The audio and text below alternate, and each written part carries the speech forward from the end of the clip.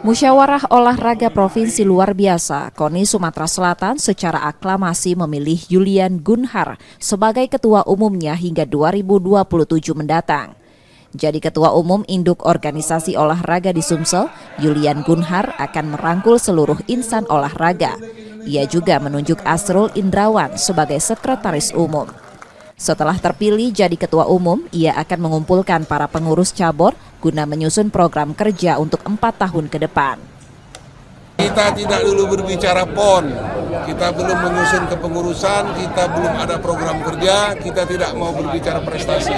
Kita diskusikan terlebih dahulu terkait hal-hal yang berkaitan dengan KONI, apa itu terkaitan utang masa lalu atau program ke depan. Julian Gunhar belum berbicara target memimpin KONI Sumsel, termasuk target atlet Sumsel di Pekan Olahraga Nasional Aceh Sumut. Nur Muhammad, Kompas TV, Palembang, Sumatera Selatan.